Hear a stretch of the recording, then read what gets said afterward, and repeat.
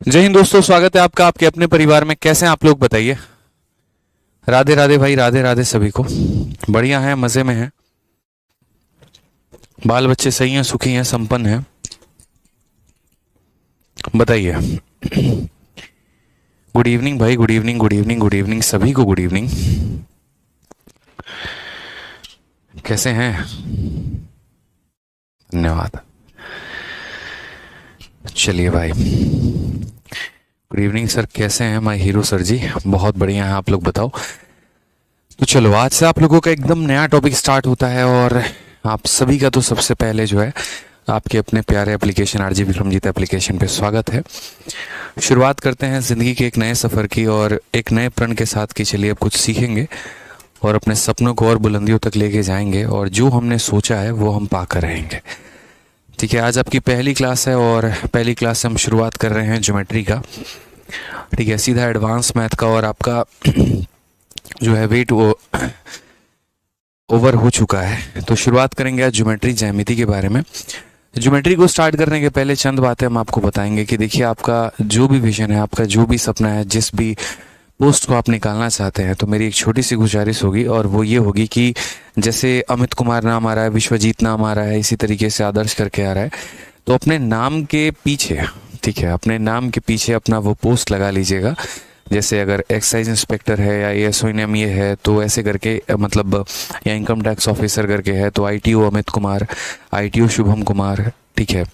MEA एक तरीके से आप कह सकते हैं यहाँ पर कि एमईए प्राची, ठीक है। तो वो थोड़ा क्या होगा ना कि जब मैं भी आप लोगों के नाम लूँगा तो आप लोगों को फील आएगा कि हाँ यार, हम वो बनना चाहते हैं।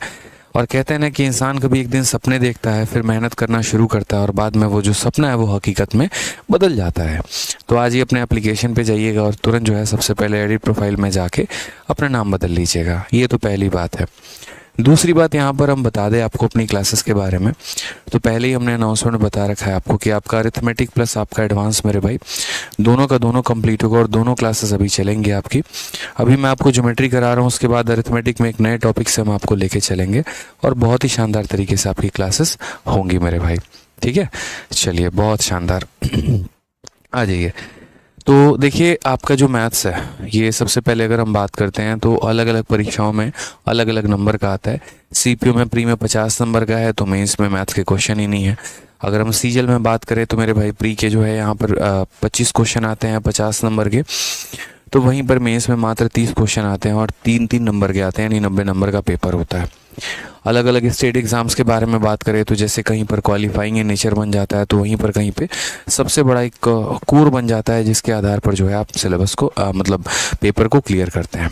ठीक है, तो ये जो आपका मतलब कोर्स है ये आपका पूरा का पूरा ऑलमोस्ट हर एग्ज़ाम्स के लिए आपको क्लियर कराएगा।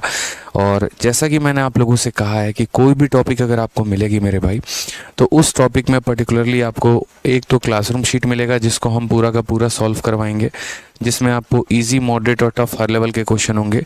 दूसरा, आपको जो है वो प्रैक्टिस शीट विद सॉल्यूशन आपको मिलेगा, जो पहले से मैं काफ़ी सारे बैचेस में देते चला आ रहा हूँ, काफ़ी सारे टॉपिक्स में, जिससे बच्चों को काफ़ी ज़्यादा मदद मिल रही है।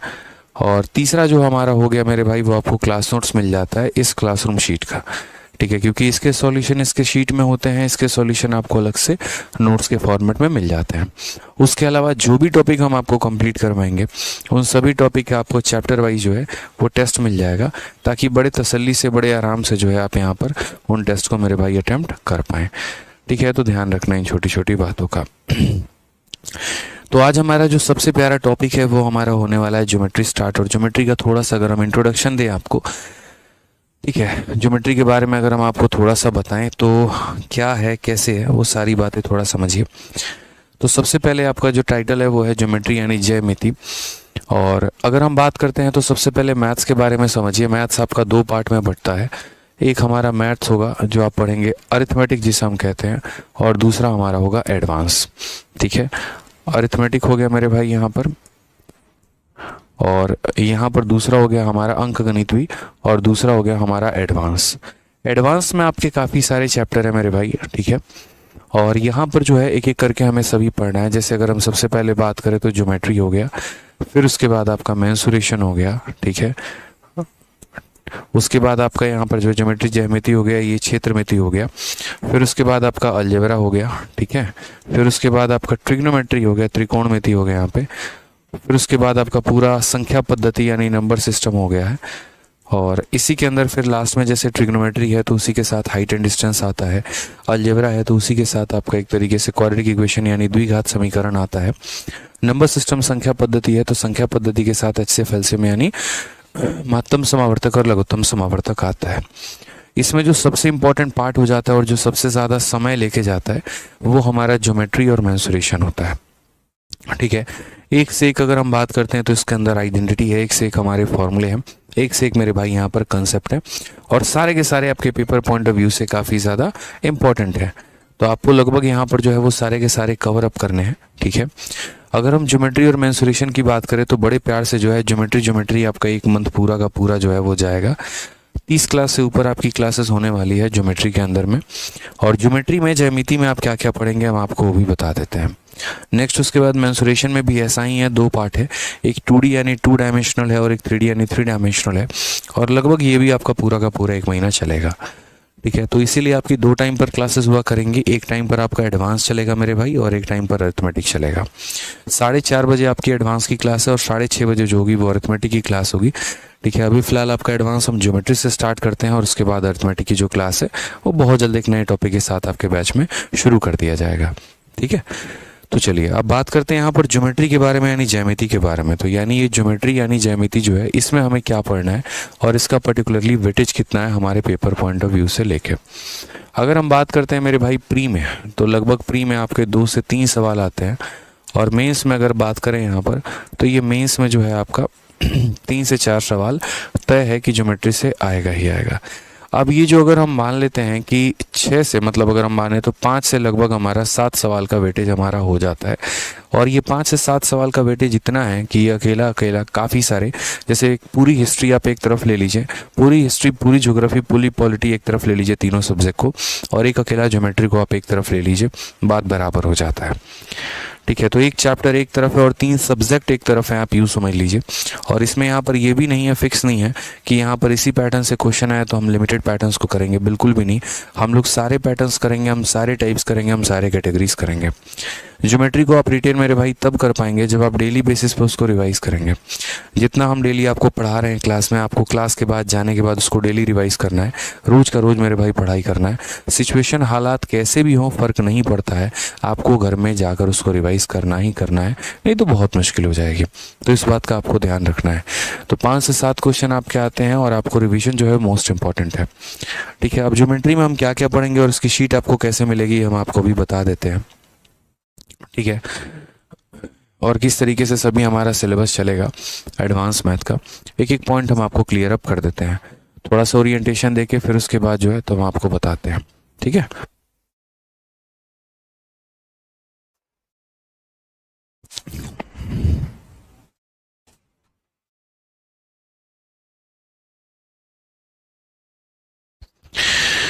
चलिए, तो अगर हम ज्योमेट्री के बारे में बात करते हैं यहाँ पर, तो ज्योमेट्री में देख लीजिए आपको मैं कितने टॉपिक्स पढ़ाने वाला हूँ।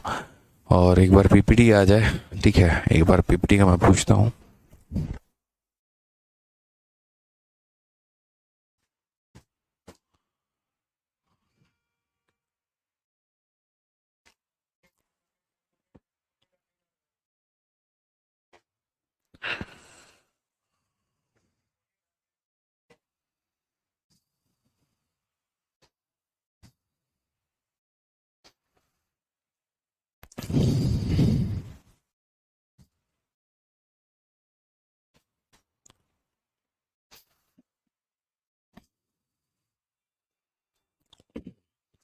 चलिए, तो यहाँ पर ज्योमेट्री में आपके काफ़ी सारे पॉइंट होंगे और मैं आपको सबसे पहला बता दे रहा हूँ यहाँ पे कि ज्योमेट्री में जो आप पढ़ेंगे वो कितने टॉपिक्स हैं और आपका किस तरीके से जो है यहाँ पर सारा का सारा कंप्लीट होने वाला है, ये भी देख लीजिए।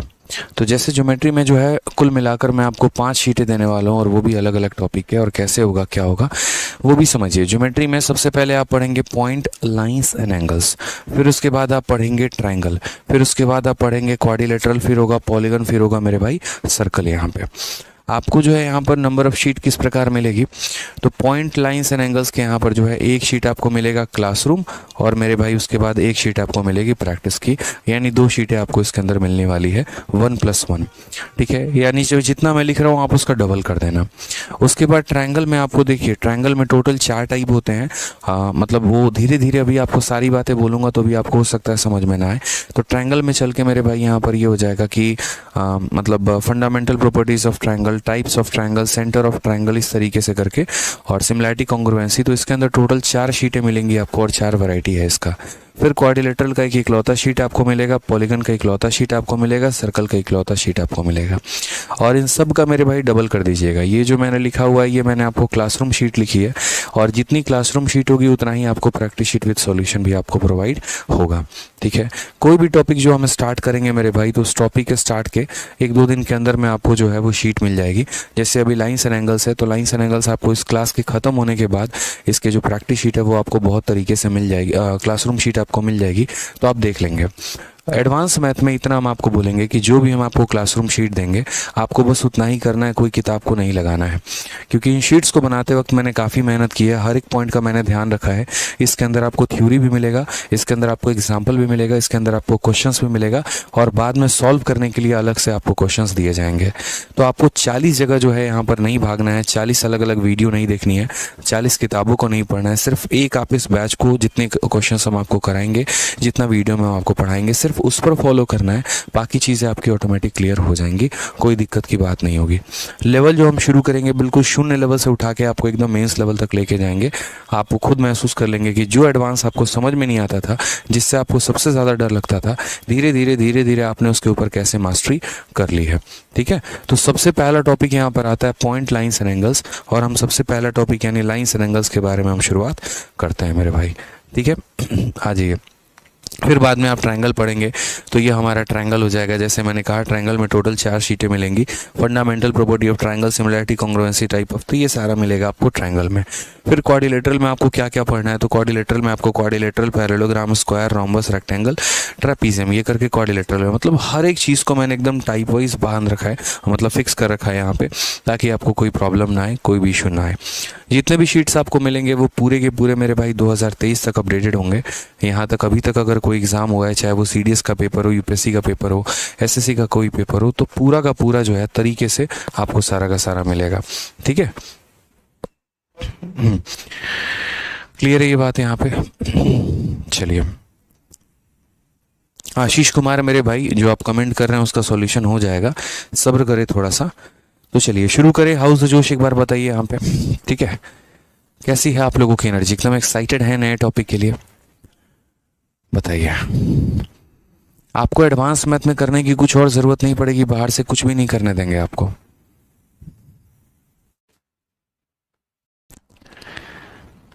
बिल्कुल, तो चलिए शुरू किया जाए, बताइए।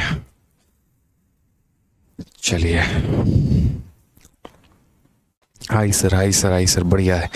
तो शुरू करते हैं आज हम अपने ज्योमेट्री के बारे में, और पहला सेशन में जो है हम आपको थोड़ा बहुत थ्योरी करवाएंगे, और उसके बाद आपको जो है इसमें क्वेश्चंस देखने को मिलेंगे, तो आपको काफ़ी बेनिफिट नज़र आएगा धीरे धीरे करके।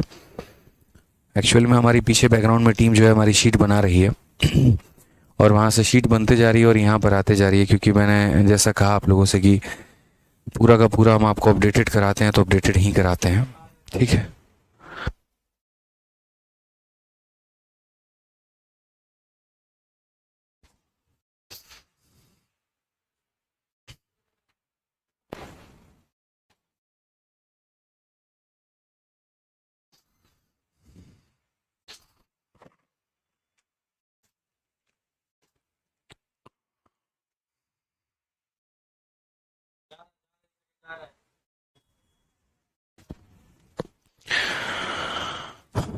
चलिए सर, क्या ज्योमेट्री से पहले कोई और टॉपिक को पढ़ने की आवश्यकता है? बिल्कुल भी नहीं, ऐसा कुछ भी नहीं है कि अगर आपने कोई और टॉपिक नहीं पढ़ा है तो आपको ज्योमेट्री समझ में नहीं आएगा, ऐसा बिल्कुल भी मन में से निकाल दीजिए। अब अगर हम बात करते हैं तो ट्रिग्नोमेट्री को पढ़ने के लिए किसी और टॉपिक को आवश्यकता नहीं है, अलजेब्रा को पढ़ने के लिए किसी और टॉपिक की आवश्यकता नहीं है। ये सारे के सारे अपने अपने आप में मेरे भाई जो है वो अलग हैं, भिन्न है, ठीक है। तो इनको पढ़ने के लिए किसी और की आवश्यकता नहीं पड़ेगी मेरे भाई, ठीक है। चलिए, बहुत शानदार। गुड इवनिंग भाई, गुड इवनिंग।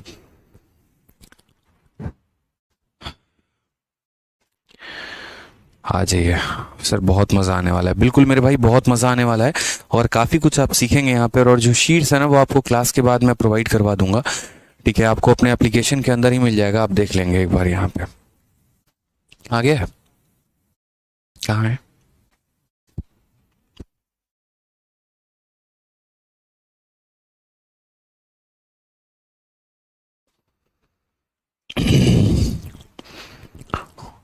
थोड़ा पास।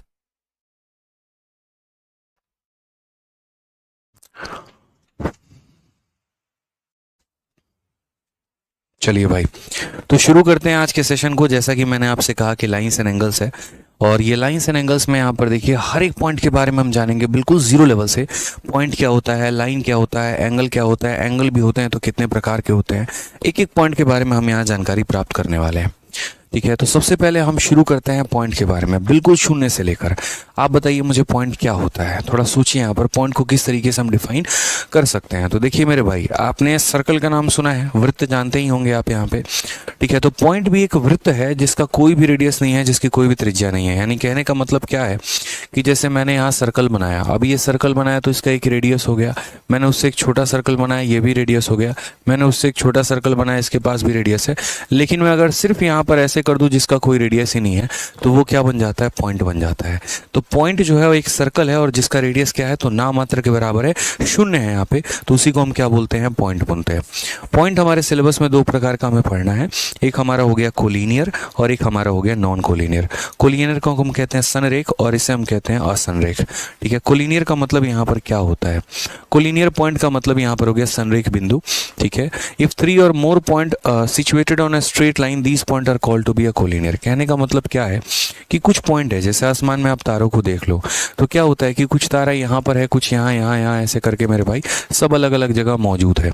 तो इनमें हम क्या बोलते हैं, जो भी यहाँ पर 3 बिंदु एक सीधी रेखा में अगर हमें प्राप्त हो जाए ना, तो वो तीनों पॉइंट्स को हम क्या बोलेंगे कि यार ये कोलिनियर पॉइंट है, ठीक है।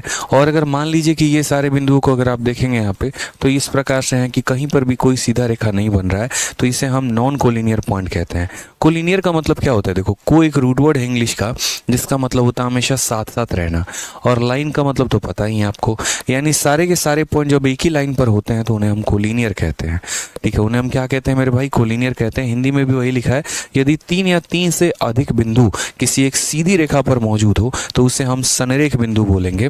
और अगर हमारे 3 से अधिक बिंदु जो है यहाँ पर अगर वो एक स्ट्रेट लाइन पे ना हो तो हम उसे क्या बोलेंगे, असंरेख बोलेंगे। यहाँ पे क्लियर है ये बात यहाँ पे।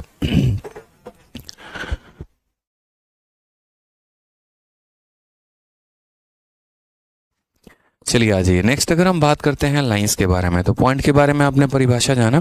मुझे ऐसा उम्मीद होगा कि इसके पहले बहुत लोग पॉइंट जानते होंगे क्या है, लेकिन पॉइंट की परिभाषा क्या है वो नहीं पता होगा, ठीक है। चलो आ जाओ नेक्स्ट बात करते हैं लाइंस के बारे में कि लाइंस की कहानी क्या है, ठीक है।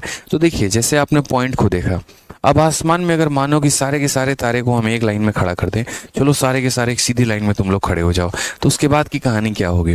तो ये हमारा मान लीजिए पहला तारा, ये हमारा दूसरा, ये हमारा तीसरा, चौथा, पांचवा, तो सबको अगर हम ऐसे चिपका देना, तो जब सभी बिंदुओं को हम चिपका देते हैं तो वो क्या बन जाता है, लाइन बन जाता है। आप एक माइक्रोस्कोप में जैसे एक काम करिए, आप पेन लीजिए और पेन से ऐसा लाइन खींच दीजिए, और उसके बाद इसको आप माइक्रोस्कोप में जब देखेंगे तो आपको दिखेगा कि यार ये कई सारे छोटे छोटे छोटे छोटे छोटे छोटे बिंदुओं को मिलाकर बना है।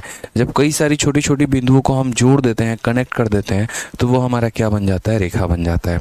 अब जिस तरीके से आपने रेखा के बारे में पढ़ा, तो रेखा के भी कई प्रकार होंगे, जैसे बिंदु के 2 प्रकार थे, संरेख और असंरेख, उसी तरीके से रेखा के बारे में भी होगा। स्ट्रेट लाइन होगा हमारा कर्व लाइन होगा और काफ़ी सारे।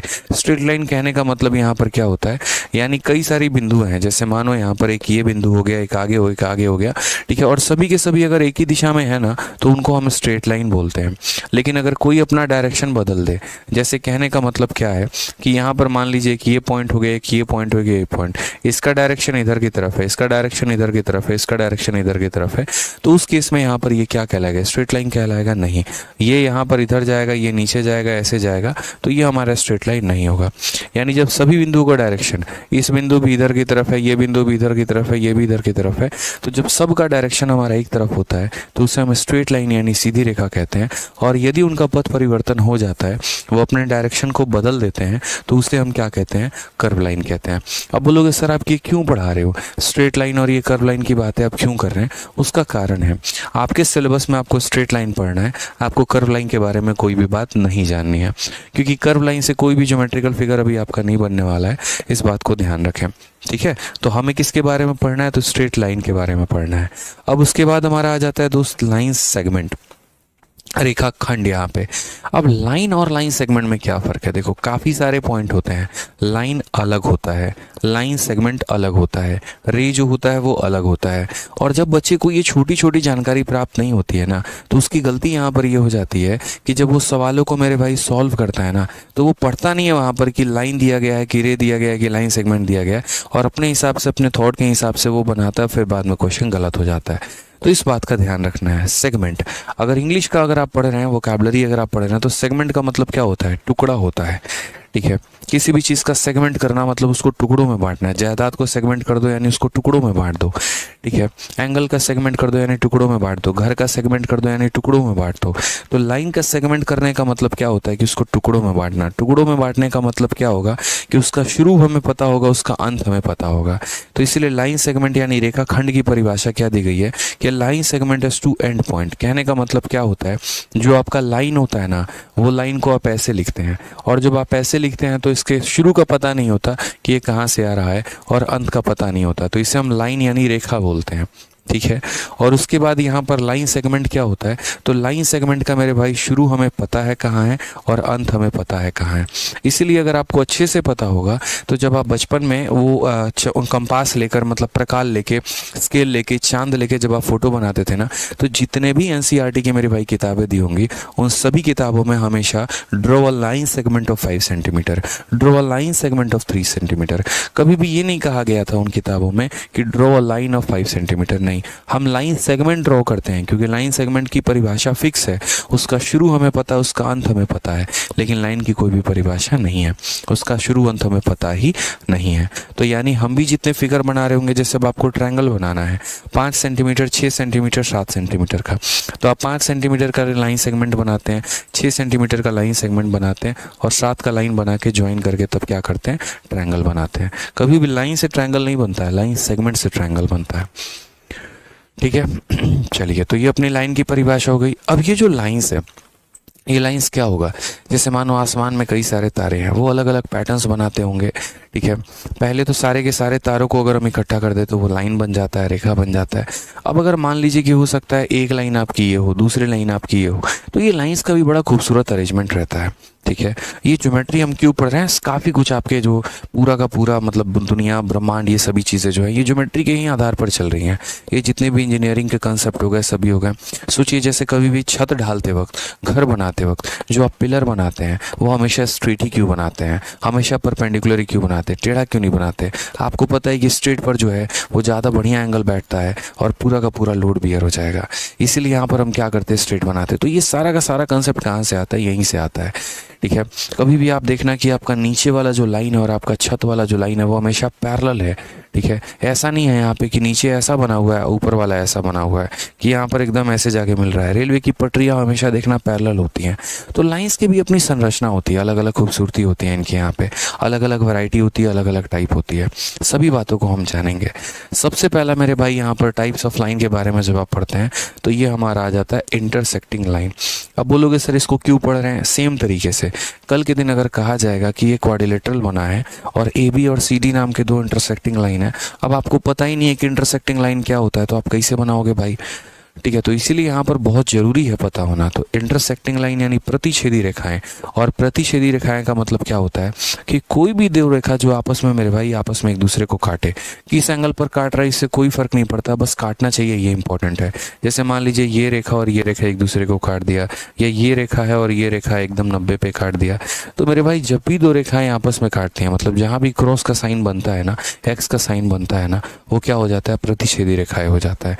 मतलब जहां पर भी दो लाइन कहीं पर मिल जाते हैं तो क्या बोलते हैं, प्रतिच्छेदी रेखाएं हम उन्हें बोल देते हैं।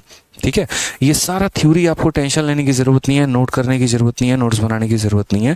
जो हम आपको प्रिंटेबल शीट देंगे उसके अंदर ये सारा का सारा इंक्लूड होगा। थ्योरी भी हमने डाला है, एग्जाम्पल भी हमने डाला है, क्वेश्चंस भी हमने डाले हैं, और बाकायदा बाइलिंगुअल डाले हैं ताकि किसी बच्चे को दिक्कत नहीं आए। अब जैसे मान लीजिए कि हमने यहाँ पर प्रतिच्छेदी रेखाएं बनाई। अब प्रतिच्छेदी रेखाओं की कहानी क्या है, तो प्रतिच्छेदी रेखाओं का मतलब होता है कि मेरे भाई दो रेखाएं ऐसी हों जो किसी बिंदु पर मिले।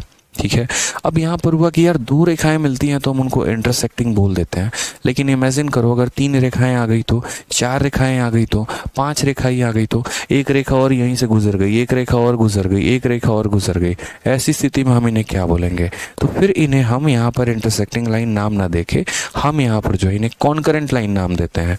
ठीक है, यानी कॉन्करेंट लाइन हमारा क्या हो गया, तो कॉन्करेंट लाइन का मतलब यहाँ पर ही हो गया जब कई सारी बिंदुएं एक ही जगह से गुजरती हैं तो उन्हें हम कॉन्करेंट लाइन कहते हैं, संगामी रेखाएं कहते हैं। जैसे अगर आप देखेंगे तो गंगा, जमुना, सरस्वती तीनों का एक संगम होता है।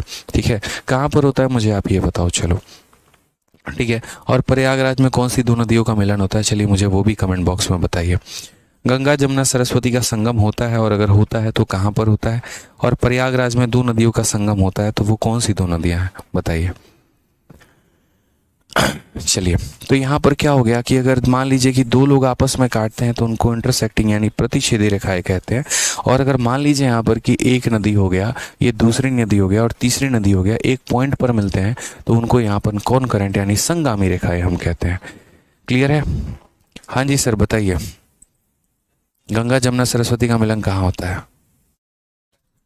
प्रयागराज में है, फूफा लेके गए थे है? बताइए बताइए।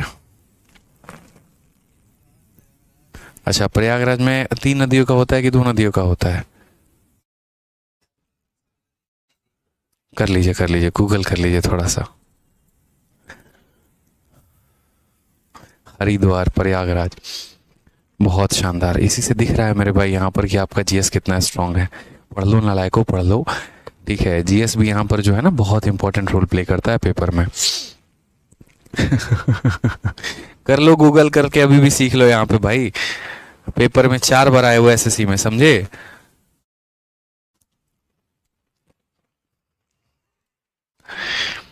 हरिद्वार, वाह बहुत अच्छे। उड़ीसा में, वाह भाई वाह। बनारस में, बहुत शानदार। गोरखपुर में, बहुत अच्छे।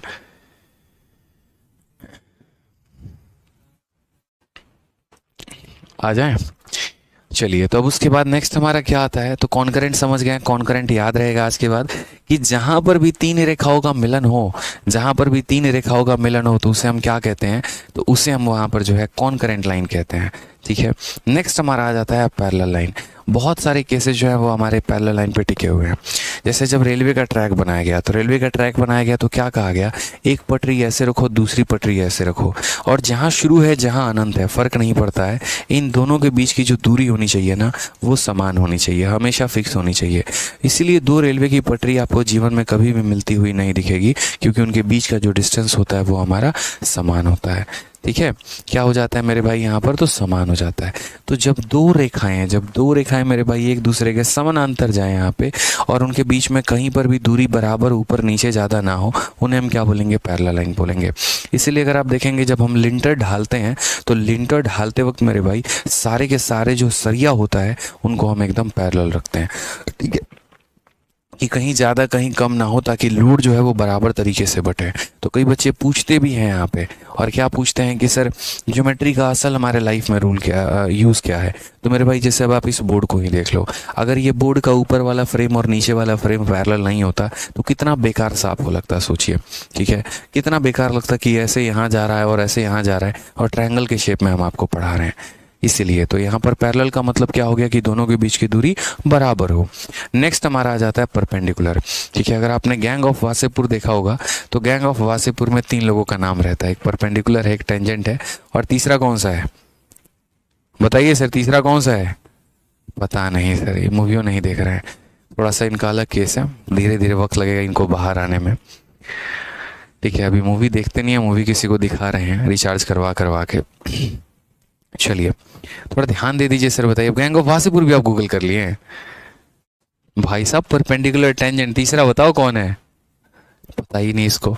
ठीक है, तो देखो परपेंडिकुलर टेंजेंट का मतलब क्या है? टेंजेंट जो वहां रहता है ना, एकदम पत्ती अपने जो है जीभ में फंसाए रखता है, ब्लेड, और उसके बाद वो लोगों की जो हत्या है ना वो ब्लेड से ही करता है, एकदम टेंजेंट मारता है। टेंजेंट का मतलब क्या होता है? एकदम ऐसे पूरा का पूरा कि भैया एक ही बार में इंसान खत्म। तो टेंजेंट जब सर्कल आएगा तो हम पढ़ाएंगे आपको। हाँ डेफिनेट, एग्जैक्टली, तीसरा कौन सा है? तो डेफिनेट है। ठीक है, चलिए आ जाइए। अब परपेंडिकुलर का मतलब क्या होता है? परपेंडिकुलर का मतलब ऐसे समझ लीजिए कि मैंने ये लाइन खींचा, अब ये लाइन को इंटरसेक्ट करने वाली काफ़ी सारी लाइनें होंगी। एक ये रेखा भी इसको काट रहा होगा, ये भी रेखा काट रहा होगा, ये भी रेखा काट रहा होगा, लेकिन जो एकदम सीधा आएगा मेरे भाई, जो एकदम 90 डिग्री का कोण बनाएगा ना, उसी को हम परपेंडिकुलर बोलते हैं। यानी अगर मान लीजिए कि एक लाइन ऐसी है और दूसरी हमारी ऐसी है, ये परपेंडिकुलर नहीं है, ये परपेंडिकुलर नहीं है, नहीं एकदम सीधा मेरे भाई। जैसे आपका देखोगे ना अगर आप, तो ये जो नाक है दोनों आंखों में एकदम परपेंडिकुलर, एकदम सीधा है। टेढ़ा हो जाता है तो अच्छा लगता है, शक्ल नहीं लगता ना, तो वही वाली बात है। तो परपेंडिकुलर का मतलब हो गया लंबवत रेखाएं। ये हिंदी याद रखिएगा, यहाँ पे काफ़ी कंस्ट्रक्शन करने में सारे मेरे भाई मदद आने वाले हैं, बहुत ज़्यादा हेल्पफुल होने वाले हैं। तो लंबवत रेखाएं का मतलब क्या होता है? जब दो रेखाओं के बीच में जो हमारा कोण है वो एकदम 90 का बन जाए तो उसे हम बोलते हैं लंबवत रेखा। ठीक है, चलिए नेक्स्ट हम आ जाते हैं यहाँ पर ट्रांसवर्सल के बारे में। ठीक है, ट्रांसवर्सल हमारा कौन सा लाइन होता है, क्या होता है? ट्रांसवर्सल के बारे में अगर हम समझें यहाँ पर, तो देखो कभी भी किसी भी दो लाइन, दो बेचारे आपस बड़े दुनिया मस्त हैं, जब मियाँ बीबी राजी तो क्या करेगा काजी वाली बात है कि दो लोग अपने दुनिया में बड़े मस्त होते हैं, लेकिन एक तीसरा वहाँ पर जो है वो बैठा रहता है और मेरे भाई वो एकदम इन दोनों को देखते रहता है, उसको इनकी खुशी बर्दाश्त नहीं होती है और वो इनके जीवन में खलल डालता है। तो बोलते नहीं एकदम बिल्ली रास्ता काट दी, तो वैसे ही ये दोनों का रास्ता काट देता है। तो जो लाइन दो लोगों को मेरे भाई काट देना, जो लाइन दो लोगों को काट दे, तो यानी उसको हम क्या बोलते हैं? तो उसको हम ट्रांसवर्सल लाइन बोलते हैं। उसको मेरे भाई हम क्या बोलते हैं? तो ट्रांसवर्सल लाइन बोलते हैं। ठीक है, इस बात को ध्यान रखिएगा। जो भी लाइन दो रेखाओं को काटे तो उसे हम, अब ये दो रेखा आपको जो है वो पैरेलल भी हो सकती हैं, नहीं भी हो सकती हैं, कोई फर्क नहीं पड़ता है। पूरे ज्योमेट्री में जितने भी प्रकार के आप कोण पढ़ेंगे ना, तो वो सारे के सारे आपको इस ट्रांसवर्सल लाइन से ही पढ़ेंगे। इसलिए थोड़ा थोड़ा हमने यहाँ पर जो है कोण बनाकर दिखा दिया है कि ट्रांसवर्सल लाइन जब हम बनाते हैं तो कुल मिलाकर 8 प्रकार के कोण बनते हैं और 8 प्रकार के कोण के बारे में हमें जानना है, हर एक पॉइंट के बारे में। तो जैसा कि हमने आपको शुरू किया था, ठीक है, अब थोड़ा सा हम आपको रिवाइज करवाते हैं। हमने आपको कहा था कि पहला चैप्टर जो आप पढ़ने वाले हैं वो पहला चैप्टर आपका क्या होगा? तो पहला चैप्टर आपका होगा पॉइंट। ठीक है, फिर उसके बाद उसी के अंदर आप पढ़ेंगे लाइंस, और फिर उसके बाद आप क्या पढ़ेंगे? एंगल्स पढ़ेंगे। तो अभी थ्योरी मैंने कहा था कि शुरू में हम आपको थ्योरी कराएंगे और बाद में इसके ऊपर क्वेश्चन कराएंगे। पॉइंट का थ्योरी आपने पढ़ लिया, लाइन की सारी थ्योरी आपने पढ़ लिया, बाकी एंगल की थ्योरी को पढ़ना। एंगल पर चलते हैं, लेकिन उसके पहले थोड़ा सा एक बार जो है वो हम रिविजन कर लेते हैं। पहले बात मेरे भाई बताइए पॉइंट क्या होता है? जिसको जो पता है कमेंट बॉक्स में लिखना शुरू करेगा तभी रिवाइज हो पाएगा, क्योंकि जो चीज़ें आप लिख देते हैं वो आप कभी नहीं भूलते। तो पॉइंट क्या पढ़ा आपने कि सर एक ऐसा सर्कल जिसके पास अपनी कोई रेडियस ही ना हो, कोई त्रिज्या ही नहीं हो। पॉइंट कितने प्रकार के होते हैं? 2 प्रकार के होते हैं, पता है ना? यहाँ पे बताइए पॉइंट कितने प्रकार के होते हैं? 2 प्रकार के। एकदम पहले पन्ने पे चलते हैं। एक हम कोलिनियर पॉइंट कहते हैं और दूसरा हम कौन सा कहते हैं? तो नॉन कोलिनियर पॉइंट कहते हैं। याद आ रहा है ना? पॉइंट 2 प्रकार के, कोलिनियर और नॉन कोलिनियर। ठीक है, यहाँ पर जो यानी सीधी रेखा में हो, जो एक ही दिशा में हो, तो उसे हम क्या बोलेंगे? तो उसे हम कोलिनियर पॉइंट बोलेंगे। और जिनकी दिशा अलग अलग हो यहाँ पर, उन्हें हम क्या बोलते हैं? तो नॉन कोलिनियर पॉइंट बोलते हैं। क्लियर है? चलिए, तो पॉइंट के बारे में इससे ज़्यादा और कुछ हमें जानना नहीं था। ठीक है, फिर उसके बाद आते हैं हम लाइन के बारे में। लाइन के बारे में हमने क्या क्या पढ़ा? तो लाइन के बारे में सबसे पहला पॉइंट पढ़ा कि जब हम सभी बिंदुओं को जोड़ देते हैं, जब हम सभी बिंदुओं को जोड़ देते हैं मेरे भाई, तो वो हमारा कौन सा लाइन बन जाता है? तो वो मेरे भाई यहाँ पर जो है सभी बिंदुओं को जोड़ दोगे तो कोलिनियर लाइन होगा। और अगर मान लीजिए देखिए यहाँ पर जब हम सभी बिंदुओं को जोड़ देंगे तो किसका निर्माण हो जाता है? तो यहाँ पर लाइन का निर्माण हो जाता है। अब जिस तरीके से हमारा पॉइंट 2 प्रकार का था, तो हमारा लाइन भी 2 प्रकार का होता है। और कोलिनियर लाइन होता है, नॉन कोलिनियर लाइन होता है। समझ गए मेरी बातों को? यहाँ पे अगर हम सभी पॉइंट को जोड़ देते हैं तो लाइन बन जाता है। लाइन भी हमारा दो प्रकार का होता है, एक हमारा होता है कोलिनियर यानी संरेख रेखाएं, और दूसरा हमारा होता है नॉन कोलिनियर जिसे हम कर्व लाइन भी एक तरीके से कहते हैं। ठीक है, कोलिनियर लाइन जो होते हैं ना हमारे मेरे भाई, वो क्या बनाते हैं, तो कोलिनियर लाइन से स्ट्रेट लाइन बनता है, नॉन कोलिनियर हो गया तो वो हमारा कर्व लाइन बनाता है। ठीक है, अब चूंकि यहाँ पर कोलिनियर से हमारा किसका निर्माण हो रहा है, तो कोलिनियर से हमारा स्ट्रेट का निर्माण हो रहा है। तो अब यहाँ पर हम क्या क्या पढ़ेंगे, ठीक है, यहाँ पर हम क्या क्या पढ़ेंगे वो समझिए। तो सबसे पहला आपने पढ़ा इंटरसेक्टिंग लाइन। क्या पढ़ा मेरे भाई आपने? इंटरसेक्टिंग लाइन, यानी जब दो रेखाएं आपस में एक दूसरे को काट देती हैं ना, तो उन्हें हम क्या कहते हैं? प्रतिच्छेदी रेखाएं कहते हैं। जैसे एक रेखा ये हो गई, दूसरी रेखा ये हो गई, एक दूसरे को मेरे भाई काट दिया, इन्हें हम बोलेंगे प्रतिच्छेदी रेखाएं। ठीक है, इंटरसेक्टिंग के बाद दूसरा हमने यहाँ पर क्या पढ़ा, तो दूसरा मेरे भाई हमने पढ़ा कॉनकरेंट लाइन। क्या पढ़ा मेरे भाई? कॉनकरेंट लाइन। यहाँ पर हमने ये देखा कि यार दो रेखाओं ने एक दूसरे को काटा है। कॉनकरेंट लाइन हमें बताता है जहाँ पर कुल मिलाकर दो या दो से अधिक, मतलब कम से कम तीन रेखाएं एक जगह पर मिले तो उन्हें हम बोलते हैं कॉनकरेंट लाइन। ठीक है, उसके बाद हमने यहाँ पर पढ़ा नेक्स्ट कॉनकरेंट के बाद यहाँ पे इसको संगामी रेखाएं कहते हैं। कॉनकरेंट के बाद नेक्स्ट हमने पढ़ा यहाँ पर पैरेलल लाइन। ठीक है, क्या पढ़ा मेरे भाई यहाँ पर? पैरेलल लाइन, यहाँ पे समानांतर रेखाएं, जैसे रेलवे की पटरी हो गई। यहाँ पे ये दो रेखाएं जो है जहाँ पर आपस में उनका गैप फिक्स हो, उनका डिस्टेंस फिक्स हो, तो उसे हम क्या बोलते हैं? उसे हम बोलते हैं पैरेलल रेखा यहाँ पर। ठीक है, समानांतर रेखाएं। चौथा वाले का डेफिनेशन आप बताइए। चौथा वाला जो होता है मेरे भाई परपेंडिकुलर लाइन होता है, इसको हम इस तरीके से भी लिख देते हैं कई बार। ठीक है, तो चौथा वाला हो जाता है परपेंडिकुलर लाइन। अब आप लोग मुझे बताइए परपेंडिकुलर का मतलब क्या होता है? दो रेखाओं के बीच में कितने डिग्री का कोण बनेगा कि यहाँ पर ये परपेंडिकुलर हो जाएंगे? बताइए, दो रेखाओं में कितने डिग्री का कोण बनेगा कि इसे हम परपेंडिकुलर बोलेंगे? तो बोलोगे सर अगर देखिए पहली रेखा दूसरी रेखा अगर इनके बीच में 90 डिग्री का कोण बने तो इन्हें हम क्या बोलते हैं? तो इन्हें हम परपेंडिकुलर बोलते हैं। और जो लास्ट वाला होता है मेरे भाई वो हमारा क्या होता है? उसे हम यहाँ पर कहते हैं ट्रांसवर्सल लाइन। ट्रांसवर्सल लाइन यहाँ पे यानी तिर्यक रेखा बोलते हैं इसे। ठीक है, कि जब हमारी दो रेखाओं को एक तीसरी रेखा आके इसे काट दे तो उसको हम क्या बोलेंगे? ट्रांसवर्सल लाइन यानी तिर्यक रेखा बोलेंगे। समझ में आ गया बात? यहाँ पे क्या बोलेंगे मेरे भाई? तो तिर्यक रेखा हम यहाँ पर बोलने वाले हैं। ठीक है, चलिए अब उसके बाद हम यहाँ पर पॉइंट का पूरा कुंडली निकाल चुके हैं, लाइन के बारे में सारी कुंडली जान चुके हैं। अब शुरुआत करते हैं एंगल के बारे में, और एंगल से ही आपका क्वेश्चन बनना शुरू होता है। तो अब एंगल्स के बारे में जानते हैं दोस्तों, आइए। ठीक है, मुझे एकदम है ना जड़ से उठाना है आप लोगों को, एकदम बेसिक से, जहाँ से आपको कुछ भी नहीं आता, और वहाँ से लेकर पूरा का पूरा मुझे सिखाना है। मैंने ये प्रण लिया हुआ है। ठीक है,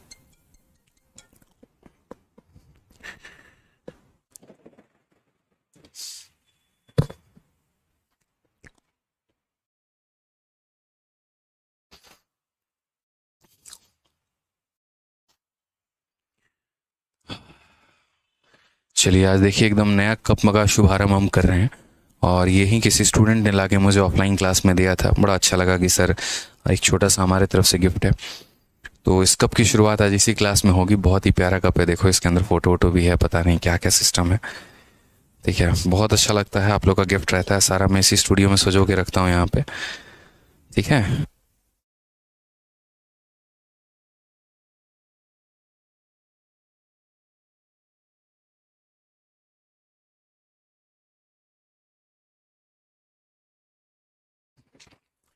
बच्चे ने कहा था कि सर इसके अंदर आप कुछ भी रखो, गर्म रखोगे तो गर्म रहेगा, ठंडा रखोगे ठंडा रहेगा।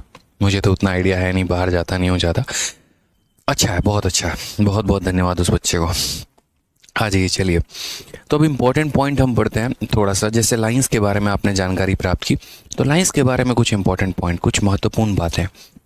जैसे सबसे पहले there is one and only one line passing through two distinct point. ठीक है, छोटे छोटे फैक्ट होंगे ना बीच बीच में हम लोग जानते रहेंगे, वो बहुत ज़रूरी है। जैसे मानो कल के दिन हमें कोई पहेली दे दे और कहे कि भाई एक बात बताओ, ये तुम्हारा दो बिंदु है, क्या है मेरे भाई यहाँ पर, जैसे यही तुम्हारा देखो एक बिंदु ये है और एक बिंदु ये है, तो इससे तुम कितने लाइनें गुजार सकते हो? तो वो बोलेगा सर देखिए समझिए इस बात को लेकर, अगर एक बिंदु है ना तो इस अकेले बिंदु से कई सारी लाइनें होकर गुजर सकती हैं, कई सारी लाइनें होकर गुजर सकती हैं। समझ में आ गया बात यहाँ पे। लेकिन जब बात ऐसे दो बिंदुओं की आ जाती है ना, तो दो बिंदुओं से मात्र एक ही लाइन गुजर पाएगी।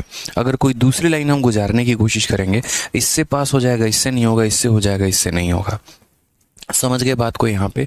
तो वहीं कहा गया कि एक बिंदु से कई सारे लाइन गुजर सकते हैं, लेकिन जब दो बिंदुओं से गुजारने की बात होती है तो सिर्फ और सिर्फ एक ही लाइन आता है।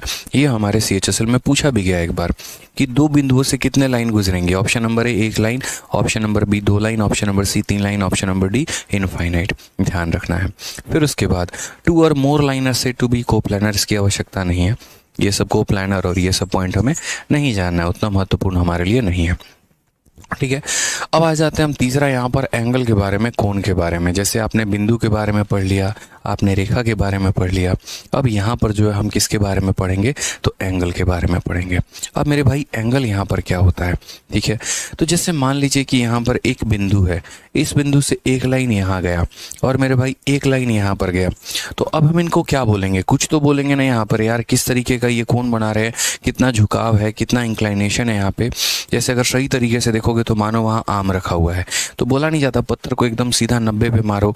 जैसे एकदम सर के ऊपर है तो 90 डिग्री पर मारते हैं, थोड़ा टेढ़ा है तो 45 डिग्री पर मानते हैं, ठीक है। तो ये जो एंगल हम आए दिन डेली लाइफ में हम बात कर रहे होते हैं, कई सारी जगह पर इस्तेमाल हो भी रहा होता है कि बॉल अगर फेंकना है तो कितने डिग्री के एंगल से फेंके कि और कट जाएगा, कितने के एंगल से फेंके हाफ पिच जाएगा, शॉर्ट पिच जाएगा। तो सारी बातें हमारी लगभग चल रही होती है। तो ये एंगल का बात कहाँ से आया, कहाँ पर ये निर्माण हुआ, किस तरीके से हुआ यहाँ पे, ठीक है। The angle is the union of two non-collinear rays with a common initial point. The two rays forming an angle are called arm of the angle and the common point is called vertex of the angle. यानी जब दो किरणें एक ही उभयनिष्ठ बिंदु से प्रारंभ होती हैं तो एक कोण बनता है। यानी जब एक किरण यहाँ से जाए, यानी एक लाइन जाए और एक लाइन जाए, तो यहाँ बीच में जो इनका इंक्लाइनेशन होता है, जो झुकाव होता है, उसे हम एंगल कहते हैं, ठीक है। और यहाँ पर कहा गया उन कोण की भुजा, अच्छा ये जो भुजाएं होती हैं इन्हें क्या बोलते हैं, तो दे आर द, एक तरीके से क्या बोलेंगे, आर्म्स ऑफ द एंगल, ठीक है। ये कोणों की हमारी क्या होती है, भुजा होती है। ये एंगल जो है ये कहाँ से कहाँ तक जा सकता है, तो ये एंगल हमारा 0 डिग्री से लेकर 360 डिग्री तक जा सकता है। अब 0 से 360 तक जाएगा तो यहाँ पर उसको भी हम लोग अलग अलग पढ़ेंगे और वो भी धीरे धीरे पॉइंट हम जानते चलेंगे। जैसे मान लीजिए कि हमने यहाँ पर जो है एक तरीके से ये लाइन बनाया, तो हो सकता है ये दोनों लाइन इसके ऊपर आ जाए तो एंगल कितने का बनेगा, 0 का बनेगा। हो सकता है दो रेखा आ जाए तो कुछ थीटा बनेगा। हो सकता है मेरे भाई दो रेखा आ जाए तो ऐसा बनेगा। हो सकता है दो थीटा आ जाए तो ऐसा बनेगा। या हो सकता है एक अकेला बिंदु हो तो पूरा का पूरा 360 बनेगा। तो जो हम एंगल के बारे में मेरे भाई पढ़ते हैं, वो एंगल की शुरुआत हमारी कहाँ से होती है, तो जो एंगल का रेंज होता है वो 0 डिग्री से स्टार्ट होता है मेरे भाई, और ख़त्म कहाँ तक होता है, तो 360 डिग्री तक। अब इसी में सारे के सारे सेगमेंट बटे हुए हैं और उन्हीं बारे में हमें जानना है, क्योंकि अगर एंगल्स के बारे में नहीं जानेंगे तो आगे चल के हमें ट्रायंगल बनाने में, त्रिभुज बनाने में दिक्कत आएगी। अब कल के दिन बोल दिया कि एक एक्यूट एंगल है, आपको पता ही नहीं है एक्यूट एंगल क्या होता है, न्यून कोण क्या होता है, तो आप कभी त्रिभुज बना ही नहीं पाएंगे। राइट एंगल आपको पता ही नहीं, आप बना ही नहीं पाएंगे। तो उन एंगल्स के बारे में जानना बहुत ज़रूरी है। तो सबसे पहले हम जानते हैं एंगल्स के प्रकार, और एंगल का पहला प्रकार क्या है, एक्यूट एंगल, ठीक है। यानी क्या होता है कि जब कोई कोण 0 डिग्री से तो बड़ा हो लेकिन 90 डिग्री से छोटा हो, उसे हम एक्यूट इंग्लिश में बोलते हैं और हिंदी में न्यून कोण बोलते हैं। 3 भागों में बांटा जाता है, तीनों भाग जान लीजिएगा। पहला, 0 से बड़ा है लेकिन 90 से छोटा है, ये समझिए। 0 डिग्री से बड़ा है लेकिन 90 डिग्री से छोटा है, 0 के बराबर भी नहीं है और 90 के बराबर भी नहीं है, इस रेंज में है, मतलब 0 से बड़ा होना चाहिए। यानी कहने का मतलब कि जैसे मान लीजिए हमने ऐसी दो रेखाएं बना ली और इनके बीच का जो हमारा थीटा है, ये थीटा हमारा 0 डिग्री से बड़ा है लेकिन 90 डिग्री से छोटा है, तो उस केस में यहाँ पर क्या बोलेंगे, तो ए हो गया, ओ हो गया और बी हो गया। एंगल को रिप्रेजेंट करने का साइन क्या होता है, तो ये लाइन से एंगल बोलते हैं और इसे क्या कहते हैं, ए ओ बी बोलते हैं। तो ये हमारा क्या हो जाएगा, एक्यूट एंगल हो जाएगा, ठीक है, न्यून कोण हो जाएगा। दूसरा पॉइंट मेरे भाई यहाँ पर क्या होगा, दूसरा पॉइंट अगर हम बात करते हैं तो ठीक है, कि जैसे ये हमारी पहली लाइन हो गई और ये हमारी दूसरी लाइन हो गई, और जब इनके बीच में यहाँ पर जो है 90 डिग्री, एग्जैक्ट 90 डिग्री का आ जाए, जैसे अगर आप देखेंगे तो जितने भी आप बिजली के पोल लगाते हैं, जितने भी आप खंबे लगाते हैं, कभी आप उनको टेढ़ा नहीं लगाते, एकदम आप उनको सीधा लगाते हैं। तो ये आपका ज़मीन होता है और ये वो पोल होता है, और इनके बीच में जो एंगल होता है वो 90 होता है, एकदम राइट एंगल हम इसे बोलते हैं। तो यहाँ पर क्या होता है, इंग्लिश में इसे राइट एंगल बोलेंगे और हिंदी में इसे क्या बोलेंगे, तो समकोण बोलेंगे। इंग्लिश में क्या बोलेंगे, तो राइट एंगल, और हिंदी में क्या बोलेंगे मेरे भाई, तो समकोण बोलेंगे। और यहाँ पर क्या होगा कि जब एंगल 90 के बराबर होगा, ना 90 से छोटा चलेगा ना 90 से बड़ा चलेगा, एंगल हमारा 90 के बराबर होना चाहिए, तो उस एंगल ए ओ बी को हम क्या बोलेंगे, तो एकदम समकोण बोलेंगे। ठीक है, ध्यान रखिएगा। तीसरा जो हो गया हमारा वो हो गया रेंज बटे होते हैं। एक होता है 90 से छोटा, एक होता है 90 के बराबर, और एक होता है 90 से बड़ा। तो 90 से छोटा एक्यूट यानी न्यून कोण, 90 के बराबर यानी समकोण राइट एंगल ट्रायंगल, और 90 से बड़ा हो गया तो उसे हम क्या बोलते हैं, उसे हम ऑब्ट्यूज यानी क्या बोलेंगे, अधिक, मतलब ये 90 से ज़्यादा है यानी अधिक है। तो देखिए यहाँ पर 3 तरह का रेखा होता है, एक ये लाइन बन गया और एक ये बन गया, तो इसे हम क्या बोलेंगे, इसे एक्यूट बोलेंगे। ये लाइन हो गया और ये लाइन हो गया, एकदम 90 डिग्री का कोण हो गया, तो इसे हम राइट बोलेंगे। ये लाइन हो गया और ये लाइन हो गया एकदम, जहाँ पर ये जो थीटा है हमारा ना, ये हमारा 90 से ज़्यादा है, तो इसको हम क्या बोलते हैं, ऑब्ट्यूज बोलते हैं, अधिक कोण त्रिभुज। एक्यूट, राइट एंगल, ऑब्ट्यूज, न्यून कोण, समकोण, अधिक कोण, ध्यान रखना है। ये बचपन की चीज़ें हैं जो आप बचपन में पढ़ा करते थे। ठीक है, अब ये 0 से 180 वाला जो हमारा कहानी है ना वो ख़त्म हो गया। फिर यहाँ पर एक और आ जाता है और उसे हम बोलते हैं स्ट्रेट एंगल। स्ट्रेट एंगल की ज़रूरत क्यों पड़ती है, जैसे मान लीजिए ट्रायंगल है और भी चीज़ें हैं जो आप पढ़ रहे हैं यहाँ पे, तो उसमें आवश्यकता पड़ती है। स्ट्रेट एंगल का मतलब क्या होता है कि जैसे यहाँ पर क्या हो गया, यहाँ पर 2 लोग हैं, ठीक है, और दोनों खजाने की तलाश में हैं, और खजाने की तलाश में है मेरे भाई, तो यहाँ पर ये डिसाइड करते हैं कि अगर साथ मिलकर खोजेंगे तो वक्त ज़्यादा लगेगा, तुम किसी और दिशा में जाओ और हम तुम्हारी उल्टी दिशा में जाते हैं। तो एक बीज घने जंगल में है, ये इस दिशा में मेरे भाई जाता है और यहाँ पर ये इस दिशा में जाता है, और एकदम अपोजिट जाते हैं, मतलब ये पूरब की तरफ जाता है तो ये पश्चिम की तरफ जाता है। तो उस केस में जो हमारा कोण बनता है वो पूरा का पूरा कितना बनता है, 180 बनता है। यानी जब 2 लोग एकदम विपरीत दिशा में जा रहे हो तो उनको हम क्या बोलेंगे, बोलेंगे स्ट्रेट एंगल में जा रहे हैं, इधर उधर का भी थोड़ा सा भी फर्क नहीं है। क्लियर है ये बात यहाँ पे। तो अगर एंगल का जो है बराबर मान आ जाए किसके, 180 के, तो हम उन्हें क्या बोलते हैं, 180 बोलते हैं। ठीक है, 180 मतलब स्ट्रेट एंगल बोलते हैं। फिर उसके बाद आ जाता है हमारा रिफ्लेक्स एंगल यानी वृहद कोण। अब ये रिफ्लेक्स वो नहीं है जो आप सोच रहे हैं, ठीक है, कि every action has it in equal and opposite reaction वाला रिफ्लेक्स नहीं है, थोड़ा डिफरेंट है। क्या है वो समझिए, कि if major of a angle is more than 180 but less than 360, तो उसको बोलते हैं रिफ्लेक्स। कि यदि किसी कोण का माप 180 से ज़्यादा हो लेकिन 360 से हमारा कम हो, क्योंकि पूरी दुनिया को पता है, क्या पता है पूरी दुनिया से, अगर मैं यहाँ ये पूछ लूँ ना कि एक्यूट क्या होता है बता देंगे, राइट क्या होता है बता देंगे, ऑब्ट्यूज क्या होता है बता देंगे, स्ट्रेट क्या होता है बता देंगे। रिफ्लेक्स के बारे में बहुत कम लोगों को पता होता है। तो रिफ्लेक्स का मतलब एक तरीके से परछाई हो गया मेरे भाई, आप ऐसे मान के चलो। ठीक है, वो ये बात जो करता है ना, वो मेरे भाई यहाँ पर ऐसे बात करता है कि हमारा जो एंगल होगा वो कितना होगा, 180 से ज़्यादा, और मेरे भाई यहाँ पर 360 से कम। तो इसे हम क्या बोलेंगे, तो इसे हम रिफ्लेक्स एंगल बोलेंगे। इसे हम क्या बोलेंगे, तो रिफ्लेक्स एंगल है, 180 से ज़्यादा और 360 से कम। लेकिन अभी भी अगर आप देखेंगे इसको, तो ये हमारा 360 के बराबर है, ये हमारा क्या है, तो 360 के बराबर है। अब अगर हम बात करते हैं जो 360 से कम है, 360 के बराबर वाले को हम क्या बोलेंगे, तो वो यहाँ पर आ जाता है 360 के अगर बराबर कोई हो गया ना कोण यहाँ पे, तो उसे हम कंप्लीट एंगल बोलते हैं। क्या बोलते हैं मेरे भाई यहाँ पर, तो कंप्लीट एंगल बोलते हैं। अब आ जाओ यहाँ पे एंगल के बारे में थोड़ा सा वापस से रिवाइज कर लेते हैं। फिर उसके बाद जैसे लाइंस के पेयर को आपने देखा था, आप एंगल्स के पेयर को देखोगे। तो सबसे पहले एंगल के बारे में क्या पढ़ा ये बताओ, एंगल के बारे में क्या पढ़ा, तो यानी जब 2 रेखाएं एक ही जगह से निकलती हैं तो उन्हें हम बोलते हैं कि वहाँ पर कोण का निर्माण हुआ है। हाँ ठीक है, 1 सेकंड रुकिएगा आप लोग। हाँ,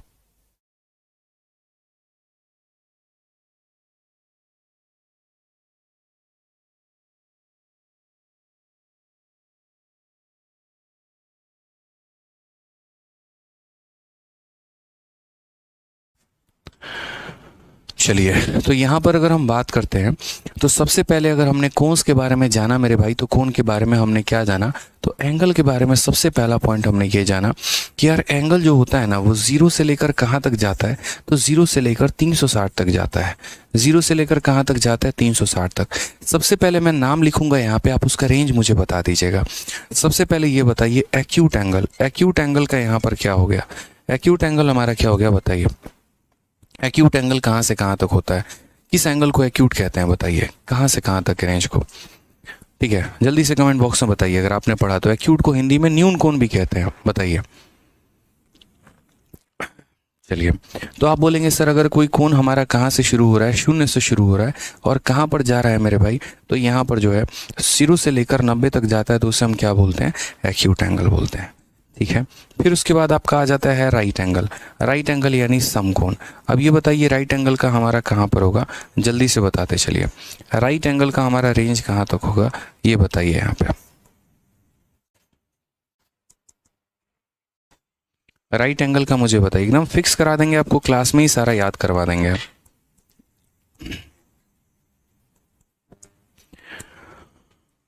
बताइए, तो बोलेंगे 0 से 90। चलिए, राइट एंगल के बारे में अगर बात करते हैं तो राइट एंगल का मतलब क्या हो गया, एंगल हमारा किसके बराबर होना चाहिए, तो एकदम 90 डिग्री के बराबर में होना चाहिए। ठीक है, आ जाइए, राइट एंगल का मतलब समकोण। अब ऑब्ट्यूज के बारे में बताइए, ऑब्ट्यूज का हमारा रेंज कहाँ से कहाँ तक होता है, जल्दी ऑब्ट्यूज के बारे में बताइए। तो बोलेंगे सर ऑब्ट्यूज का मतलब अधिक कोण त्रिभुज हो जाता है, यानी जब हमारा कोण जो है किसके मेरे भाई यहाँ पर 90 से बड़ा होना, जब हमारा कोण हमारा 90 से बड़ा हो तो उस केस में हम यहाँ पर क्या बोलेंगे, तो उस केस में हम उसे बोलते हैं कि ये हमारा ऑब्ट्यूज एंगल हो जाता है। ठीक है, आज ये स्ट्रेट एंगल के बारे में बताइए। स्ट्रेट एंगल यानी एकदम जो है इसकी वैल्यू क्या होती है स्ट्रेट एंगल की, तो बोलेंगे सर स्ट्रेट एंगल का मतलब यहाँ पर थीटा का मान कितना होना चाहिए, तो थीटा का मान हमारा 180 होना चाहिए। और रिफ्लेक्स की बात करें तो रिफ्लेक्स हमारा कहता है 180 से तुम ज़्यादा रहना, लेकिन मेरे भाई क्या रहना, 360 से कम रहना। ठीक है, अब जैसे लाइन के बारे में आपने पढ़ा, तो लाइन के बारे में क्या जाना कि एक अकेला लाइन था तो वो क्या क्या तांडव मचा रहा था, लेकिन जब दो लाइनें मिल गई तो वो अलग अलग वैरायटी बना दी। जैसे दो लाइन जो है अगर एक दूसरे के पैरेलल आ गए तो पैरेलल कहला जाता है, एक दूसरे को काटते हैं इंटरसेक्टिंग कहला जाता है, 90 पर काटते हैं तो परपेंडिकुलर कहला जाता है। एंगल भी कुछ इसी प्रकार के होते हैं। ठीक है, एंगल के भी यहाँ पर अगर पेयर मिल जाए तो क्या होगा, जैसे मानो यहाँ टॉपिक मैंने डाला है पेयर ऑफ एंगल। अब ये पेयर ऑफ एंगल हमारा क्या होता है वो समझो। तो पेयर ऑफ एंगल में सबसे पहला पॉइंट हमारा आ गया एडजेसेंट एंगल, यानी आसन कोण। ये क्या बोलते हैं मेरे भाई, आसन कोण बोलते हैं। अब एडजेसेंट का मतलब यहाँ पर क्या होता है, जैसे कल के दिन मान लीजिए कि मैंने कहा दो एंगल एडजेसेंट हैं और दोनों 2 और 3 के रेशियो में है।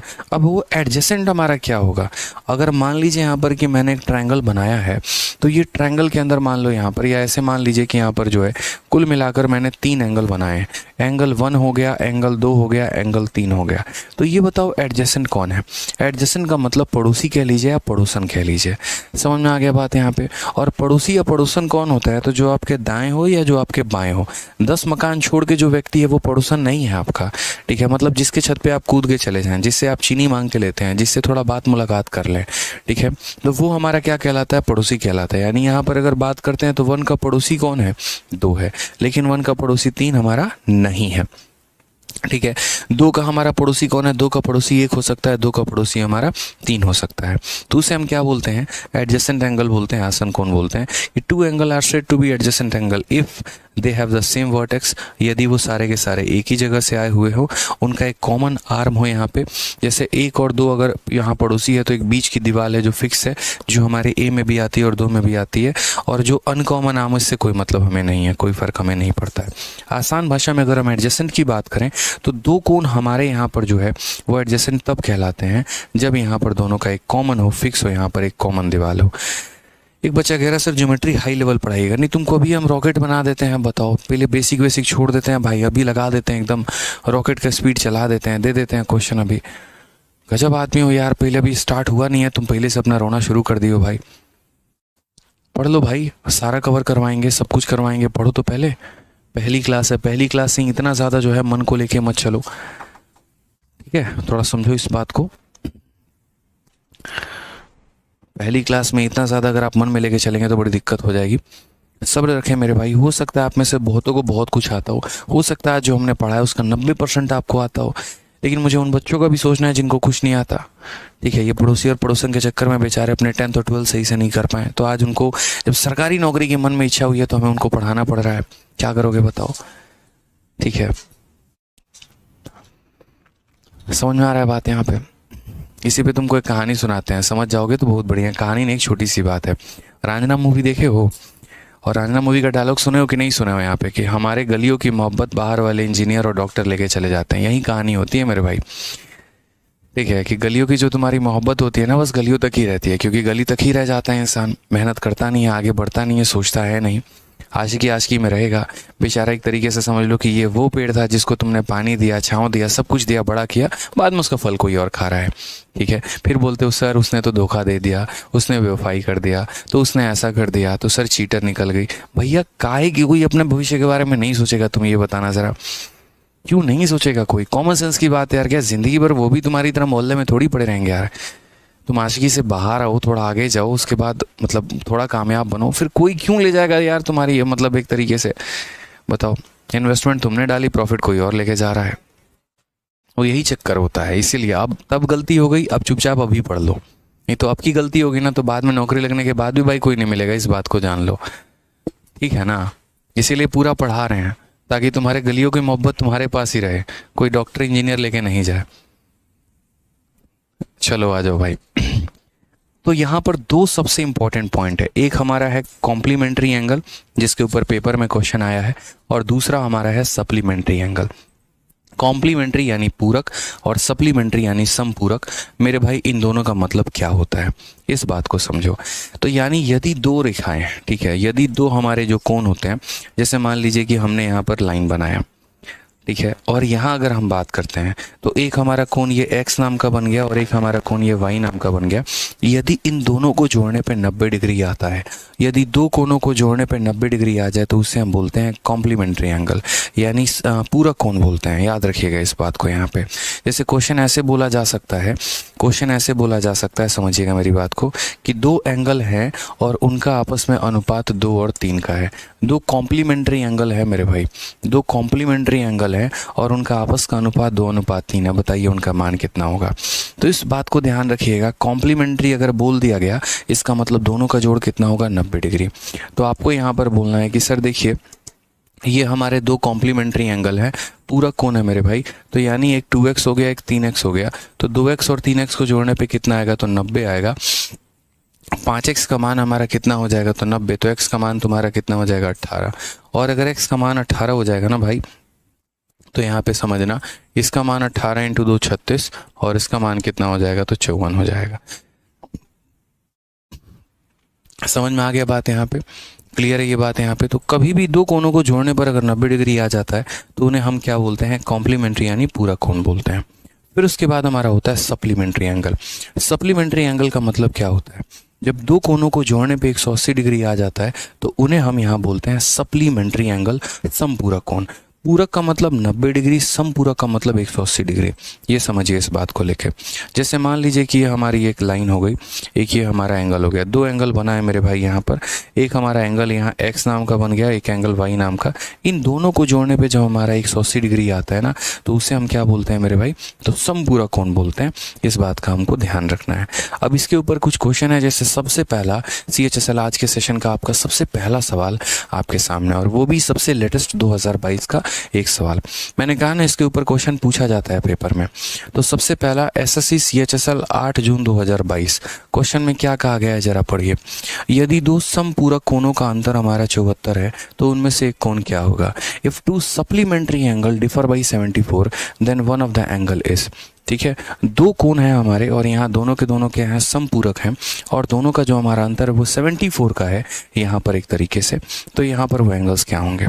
तो सबसे पहले मेरे भाई हम बताते हैं, जैसे कि समपूरक कोण के बारे में आप जान रहे हैं। तो समपूरक कोण कैसा कोण है? जब भी दो कोणों को जोड़ दिया जाए और उनका जोड़ जो है वो हमारा 180 आता है तो उन्हें हम समपूरक कहते हैं। यानी अगर बात करते हैं अल्फा है और हमारा बीटा है, ये दो एंगल हैं और दोनों के दोनों समपूरक हैं, तो इनको जोड़ने पर अगर हमारा 180 180 आ जाए तो हम इन्हें क्या बोलेंगे, समपूरक बोलेंगे। ठीक है, और कहा गया ये दोनों समपूरक कौन लोगों का हमारा जो अंतर है वो हमारा कितना है, तो अल्फा माइनस बीटा जो है वो हमारा कितना दे रखा है, 74 दे रखा है। ठीक है, तो कहा गया एक एंगल हमारा कितना होगा। अब हम आपको समझाते हैं।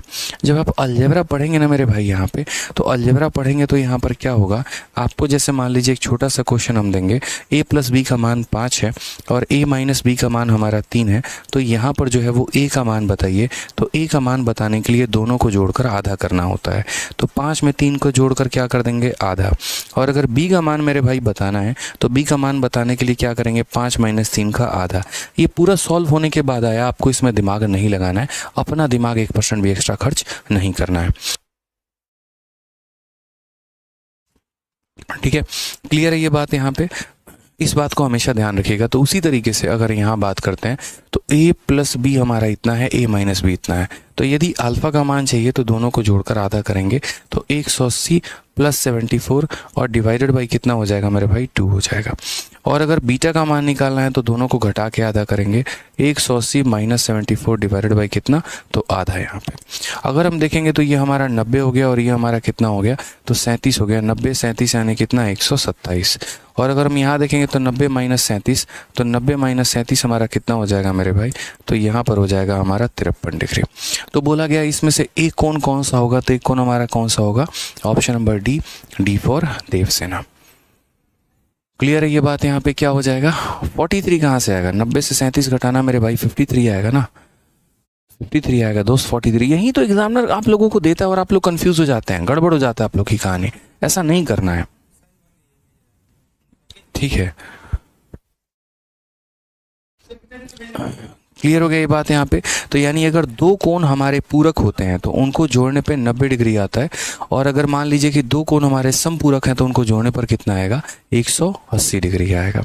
ठीक है, चलिए इसके ऊपर एक और क्वेश्चन बताइए जरा। ठीक है, इसके ऊपर मेरे भाई यहाँ पर एक और क्वेश्चन बताइए जल्दी से, फटाफट। यहाँ पे मेरे कहने का मतलब ये है कि दो कोण आपके एक तरीके से सप्लीमेंट्री हैं। यहाँ पर क्या है, तो अल्फा और बीटा आपके सप्लीमेंट्री एंगल है, अल्फा और बीटा आपके क्या है, तो सप्लीमेंट्री यानी समपूरक है। समझिएगा इस बात को लेके यहाँ पे। और क्वेश्चन में कहा गया है कि इनका जो हमारा डिफरेंस है ना, ये डिफरेंस हमारा कितने का है, 40 डिग्री का है। आप यहाँ पर ये बता दीजिए, आप हमको यहाँ पर ये बता दीजिए कि find the value of 2 alpha plus हमारा 3 बीटा। जल्दी से मान बताइए कि 2 अल्फा और 3 बीटा का जो हमारा मान होगा वो हमारा कितना होगा।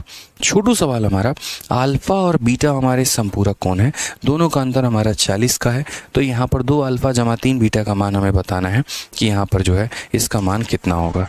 बताइए जल्दी से।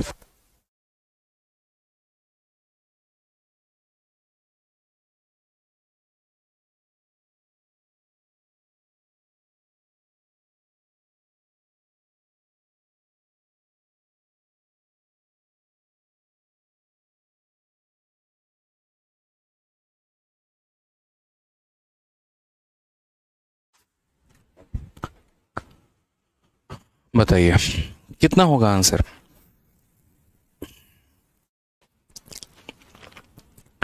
बहुत शानदार, अलग अलग बच्चे अलग अलग आंसर बता रहे हैं। कोई 400 430, हालांकि काफ़ी संख्या में बच्चे 430 430 430 बता रहे हैं। ठीक है, चलिए आते हैं सवाल को देखते हैं। इस क्वेश्चन में हमसे यहाँ पर क्या कहा गया है, तो क्वेश्चन में मेरे भाई यहाँ पर ये कहा गया है कि दो एंगल हमारे सप्लीमेंट्री हैं, दोनों का डिफरेंस इतना है।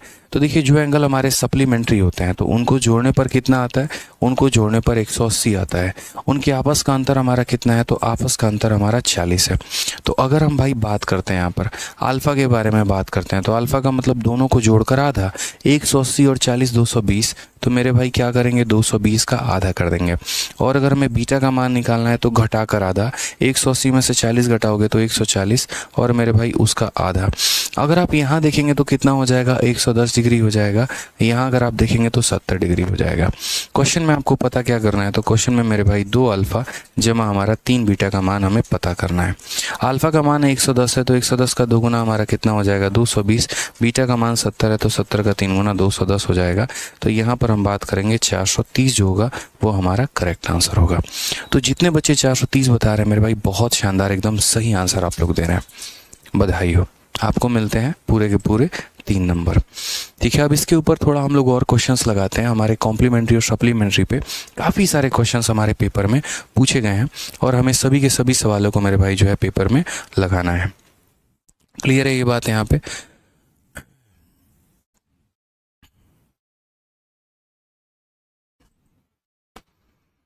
आपको काफ़ी क्वेश्चंस मिलेंगे, परेशान होने की ज़रूरत आप लोगों को नहीं है। एकदम पूरा पूरा डिट्टो सारा कुछ हम आपको क्लियर करवाएंगे, एक एक पॉइंट हम आपको क्लियर करवाएंगे। ठीक है, कोई भी ऐसा पॉइंट नहीं होगा दोस्त जो हम आपको छोड़ने वाले हैं, सारा पॉइंट आपका क्लियर होगा। अब जैसे मान लीजिए एक्सरसाइज में आपका क्वेश्चन है, यहाँ पे ये पूरा का पूरा आपका एक्सरसाइज है और एक्सरसाइज में काफ़ी अच्छे अच्छे क्वेश्चंस मिलेंगे। इस क्लास के बाद आपको पूरी की पूरी प्रिंटेबल पीडीएफ मेरे भाई मिल जाएगी। तो अगर आप थोड़ा एक्सरसाइज पे चलिए तो एक्सरसाइज में हम आपको कुछ क्वेश्चंस कॉम्प्लीमेंट्री और सप्लीमेंट्री के हम आपको कराते हैं ताकि आपको क्लियर होगा यहाँ पे। ठीक है, यहाँ पर क्वेश्चन नंबर 19 एक बार देखिए। क्वेश्चन नंबर 19 हमारा क्या बोला है, बहुत ही प्यारा और अच्छा सवाल है। क्या बोला गया, एक कोण का मान उसके कोटि पूरक कोण के 18 डिग्री कम है, कोण का मान ज्ञात करिए। इंग्लिश में पढ़िए, the measure of a angle is 18 degree less than the measure of it complementary angle, find the value of angle. बहुत ही प्यारा क्वेश्चन है, 2 बार पेपर में आ चुका है। ठीक है, दोबारा से हम यहाँ रिपीट कर देते हैं। एक कोण का मान उसी के अपने कोटि पूरक कोण से यानी उसके कॉम्प्लीमेंट्री से, ठीक है, कितना डिग्री कम है तो 18 डिग्री कम है, कोण का मान ज्ञात करिए। यहाँ पर यानी जो भी एंगल होगा अपने कॉम्प्लीमेंट से, अपने ही कॉम्प्लीमेंट से कितना डिग्री कम होगा तो मेरे भाई यहाँ पर जो है वो हमारा 18 डिग्री कम होगा। आप कैसे बताएंगे आप यहाँ पे? ठीक है, तो एक मेरे भाई ये सवाल को आप बनाने के लिए जो है आप बाई ऑप्शन जा सकते हैं। कैसे जा सकते हैं? तो पहला मेथड यहाँ हो जाएगा कि बाई ऑप्शन जाना। ठीक है, अब यहाँ पर अगर हम बात करते हैं बाई ऑप्शन जाने के बारे में, तो जैसे ये अगर कोई एंगल है तो इसका कॉम्प्लीमेंट्री कितना होगा। कभी भी किसी भी कोण का कॉम्प्लीमेंट्री निकालने के लिए उसको 90 से घटा दिया जाता है। जैसे मैं अगर बात कर रहा हूँ, यार मेरे पास कोई कोण है ना 20 डिग्री का है, तो मुझे बताओ इसका कॉम्प्लीमेंट्री कितना होगा। 90 में से 20 घटा दो यानी 70 डिग्री। अगर कोई कोण हमारा 30 डिग्री का है तो इसका कॉम्प्लीमेंट्री कितना होगा, तो 90 में से 30 घटा दो 60 डिग्री। दो कोण का कॉम्प्लीमेंट्री होने का मतलब उनका जोड़ 90 होना और दो कोण का सप्लीमेंट्री होने का मतलब उनका जोड़ जो है 180 होना। अगले 5 मिनट आप लोग दे दीजिए, जितना आपने पढ़ा है ना सबसे इंपॉर्टेंट पॉइंट मेरे भाई अभी है, सारा का सार अभी है। समझिए इस बात को, सोनम कुमारी, सचिन शर्मा, सारे के सारे अगले 5 मिनट मेरी बातें और सुन लो, फिर तुम्हें ये कॉम्प्लीमेंट्री और सप्लीमेंट्री का भी ज्ञान पूरा मिल जाएगा। ठीक है, तो जैसे मान लीजिए कोई कोण अगर 48 है तो उसका कॉम्प्लीमेंट्री भाई कितना होगा, 90 में से 48 को घटाओ तो 42 आ जाएगा। इसका कॉम्प्लीमेंट्री कितना होगा, 90 में से 54 को घटाओ 36 आएगा। इसका मेरे भाई कितना होगा तो 52 होगा और इसका मेरे भाई कितना होगा तो 54 होगा। क्वेश्चन में कहा गया है एक कोण का मान उसके कोटि पूरक से 18 कम है। जैसे मान लीजिए कि ये वो अगर कोण होगा तो इसका मान इससे कम आना चाहिए, लेकिन अगर हम देखेंगे तो 48 हमारा 42 से ज़्यादा है तो ये नहीं हो सकता। यहाँ 54 हमारा 36 से ज़्यादा है तो ये नहीं हो सकता है। ठीक है, अब ये कोण जो है अपने ही कोटि पूरक से कम है, लेकिन ये कितना कम है बताना। 12 से 8 आपका 4, 4 से 3 आपका 14 डिग्री कम है तो ये नहीं हो सकता। यानी करेक्ट ऑप्शन कौन सा है, तो ऑप्शन नंबर डी है। जहाँ पर ये वाला कोण अपने ही कोटि पूरक यानी अपने ही कॉम्प्लीमेंट्री से कितना डिग्री मेरे भाई कम है, तो 18 डिग्री मेरे भाई कम है। इसमें से 18 घटाएंगे तो ये आएगा, यानी ये अपने बड़े भाई से 18 डिग्री कम है। ये अपने बड़े भाई से कितना कम है, तो 18 डिग्री कम है। तो सही ऑप्शन क्या होगा, ऑप्शन नंबर डी होगा। और अगर आप इसी क्वेश्चन को बाई मेथड बनाते हैं तो बाई मेथड अगर आप बनाएंगे तो मेरे भाई आप कैसे बनाएंगे समझिए। कोई भी कोण अपने कोटि पूरक से अगर कम है तो हम उसे कैसे बनाएंगे, तो बाई मेथड अगर आप देखिए तो आप यहाँ पर क्या बोलेंगे, तो आप यहाँ पर बोलेंगे कि सर देखिए बाई मेथड अगर मुझे जाना है तो मान लीजिए यहाँ पर कि मैंने क्या मान लिया, तो मैंने यहाँ पर यह मान लिया कि अगर एक एंगल थीटा है तो दूसरा एंगल क्या होगा, तो 90 माइनस थीटा होगा। जाहिर सी बात है अगर ये दोनों कॉम्प्लीमेंट्री हैं तो जोड़ने पर 90 आ जाना चाहिए। क्वेश्चन में यहाँ पर ये कहा गया है कि ये वाला जो कोण है ना इससे कितना डिग्री कम है, तो इससे 18 डिग्री कम है। यानी इस कोण में से इस कोण को घटाया जाएगा तो 18 का अंतर आएगा। यानी अगर मान लीजिए कि यहाँ 90 माइनस थीटा में से यदि हम थीटा को घटा रहे हैं तो हमारा कितना आ जाना चाहिए, तो 18 डिग्री आ जाना चाहिए। तो हम बोलेंगे सर 90 है, 18 को इधर लेकर आओ। 90 में से मेरे भाई 18 घटा दो तो कितना हो जाएगा, 72 हो जाएगा। माइनस थीटा हमारा माइनस का 2 थीटा बराबर हो जाएगा 0 डिग्री के। अगर हम देखेंगे यहाँ पर तो 72 डिग्री जो होगा वो हमारा 2 थीटा के बराबर होगा। तो यहाँ थीटा का मान हमारा कितना आ जाएगा, 33 डिग्री और 36 डिग्री हमारा क्या हो जाएगा, आंसर हो जाएगा। तो जैसा कि सवाल में कहा गया कि एक कोण का मान उसके कोटि पूरक से 18 डिग्री कम है, तो ये वो कोण है और ये उसका कोटि पूरक है, और ये इससे कितना कम है मेरे भाई, तो 18 डिग्री है हमारा करेक्ट आंसर है। कॉम्प्लीमेंट्री अभी पढ़ाया था मेरे भाई, एक बंदा बोलता है कॉम्प्लीमेंट्री क्या है। कॉम्प्लीमेंट्री का मतलब दो एंगल कॉम्प्लीमेंट्री हैं, इसका मतलब दोनों का जोड़ हमारा 90 डिग्री है। ठीक है, अब आ जाइए यहाँ पर एक प्यारा सा क्वेश्चन और आपका सप्लीमेंट्री के ऊपर, वो जरा पढ़ लीजिए। कोण P का समपूरक कोण 12a जमा 4 डिग्री है और कोटि पूरक कोण हमारा 6 डिग्री है, P का मान क्या होगा। एक और प्यारा सा क्वेश्चन, मैंने कहा ना कि एकदम शून्य लेवल से शुरू करेंगे और बहुत हाई लेवल तक आपको लेके जाएंगे, परेशान मत हो, सारा कुछ आप मेरे भाई पढ़ते चलोगे। बस इस बात का ध्यान रखना कि डेली हम जितना जितना करवा रहे हैं उतना मेरे भाई आप प्रॉपर वे में रिवाइज कर रहे हो। तो supplementary angle of P is इतना, ठीक है, and complementary of angle P measure इतना, याद रखना इस बात को। तो जैसे मान लो कि अगर हमारा कोई एंगल P है, अगर मुझे कल के दिन इसका सप्लीमेंट्री लिखना है और इसका मुझे कॉम्प्लीमेंट्री लिखना है, याद रखना मुझे क्या लिखना है मेरे भाई, सप्लीमेंट्री। तो कभी भी अगर किसी एंगल का सप्लीमेंट्री निकालना हो, ठीक है, और यहाँ पर कॉम्प्लीमेंट्री निकालना हो, तो याद रखना कभी भी किसी भी कोण का सप्लीमेंट्री, जैसे मान लीजिए मैंने कहा 100 डिग्री है मेरे भाई, इसका सप्लीमेंट्री बताओ, तो सप्लीमेंट्री निकालने के लिए उसको 180 में से घटाते हैं और कॉम्प्लीमेंट्री निकालने के लिए उसको 90 से घटाते हैं। अगर इसका सप्लीमेंट्री बताना है तो 180 में से घटाइए और इसका कॉम्प्लीमेंट्री बताना है तो 90 से घटाइए, ध्यान रखिएगा। तो जैसे मान लीजिए अगर कोई एंगल P है तो उसका सप्लीमेंट्री कितना होना चाहिए, तो उसका सप्लीमेंट्री 180 माइनस P होना चाहिए, और उसका कॉम्प्लीमेंट्री कितना होना चाहिए, तो 90 माइनस P होना चाहिए। समझिएगा इस बात को। सवाल में क्वेश्चन में कहा गया है कि जो सप्लीमेंट्री है P का वो इसके बराबर है, यानी जो सप्लीमेंट्री एंगल है वो किसके बराबर है, तो 12a + 4 के बराबर है। किसके बराबर है मेरे भाई, तो 12a + 4 के बराबर है। समझो यहाँ पे 12a जमा 4 के बराबर है, तो अगर इसका सप्लीमेंट्री एंगल 12a जमा 4 के बराबर है, इसका मतलब यहाँ पर क्या कहा गया है, तो जनरली यहाँ पर इसका सप्लीमेंट्री इसके बराबर होता है। और क्वेश्चन में कहा है कि जो इसका सप्लीमेंट्री है वो किसके बराबर है, तो वो बराबर है 12a और जमा कितने के मेरे भाई, तो 4 डिग्री के। और कहा गया कि इसका जो कॉम्प्लीमेंट्री है वो 6a के बराबर है, कॉम्प्लीमेंट्री 6a के बराबर है, यानी ये वाला जो एंगल है वो मेरे भाई किसके बराबर है, तो 6a के बराबर है। इस एंगल का सप्लीमेंट्री ये होता है और ये इसके बराबर है, इस एंगल का कॉम्प्लीमेंट्री ये होता है और ये इसके बराबर है। हमारे पास दो इक्वेशन है, दो वेरिएबल है, दोनों को सॉल्व करना है और उसके बाद यहाँ पर P का मान निकालना है। तो यहाँ पर कैसे सॉल्व करेंगे, देखिए यहाँ पर आप समझिएगा इस बात को, यहाँ से P की वैल्यू को निकालिए, तो यहाँ से P की वैल्यू को जब आप निकालेंगे, P को दाहिने साइड अगर आप भेजते हैं तो यहाँ पर कितना हो जाएगा, तो 90 और 6a को लेकर आइए, तो 90 माइनस 6 से हो जाएगा, ठीक है। यहाँ से P का मान निकालिए, P को आप उधर भेजिए तो कितना हो जाएगा, 180 में से 4 घटाइए, 4 इधर आएगा घटेगा, 180 में से 4 घटाइए 176, 12a को लाकर यहाँ घटाइएगा तो 12 हो जाएगा और P को हम उधर लेके जाएंगे, P का मान हो जाएगा। वहीं P का मान यहाँ इतना है और वहीं P का मान यहाँ पर इतना है, तो क्या हम दोनों को बराबर नहीं कर सकते हैं, बताइए कर सकते हैं कि नहीं कर सकते हैं, तो बोलेंगे हाँ सर कर सकते हैं। तो दोनों को बराबर कर लीजिए, वहीं P का मान इतना, वहीं P का मान इतना, तो यानी यहाँ पर हम कहेंगे सर 90 माइनस 6 से हमारा बराबर हो जाएगा किसके, तो बराबर हो जाएगा 176 माइनस 12a के सर, ठीक है। ये 12a को इधर लेकर आएंगे तो 12a में से 6 चला जाएगा तो 6 हो जाएगा, और 176 में से हमारा 90 चला जाएगा तो कितना हो जाएगा, 86 हो जाएगा।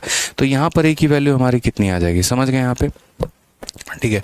a की वैल्यू हमारी कितनी आ जाएगी, हालांकि a की जरूरत ही नहीं है, 6a का मान कितना आ गया, तो 6a का मान हमारा 86 आ गया। और अगर हमारा 6a का मान आ गया ना, तो यहीं 6a का मान यहाँ रख दीजिए तो p का मान आ जाएगा, क्योंकि p का जो मान है हमारा वो कितना है, तो 90 माइनस 6a, यानी हम बोलेंगे सर 90 माइनस 86, यानी कितना हो जाएगा, तो 4 डिग्री हो जाएगा। तो बहुत ही प्यारा और अद्भुत सवाल था, बढ़िया सवाल था, मज़ा आ गया मेरे भाई। गुरुजी आपका शर्ट जान मारता है, अरे भाई पुराना शर्ट पहने हुए हैं ब्लैक कलर का, क्या जान मारेगा बताओ, गजब बात करते हो तुम भी। अजय जयसवाल, तो क्लियर है क्वेश्चन में मेरे भाई कि ये एंगल था और इसका सप्लीमेंट्री ये रहा, ये एंगल था इसका कॉम्प्लीमेंट्री ये रहा, इसका सप्लीमेंट्री इतने के बराबर है, इसका कॉम्प्लीमेंट्री हमारा इतने के बराबर है। यहाँ से P का मान निकाला, यहाँ से P का मान निकाला, हमने क्या किया मेरे भाई, दोनों को बराबर कर दिया।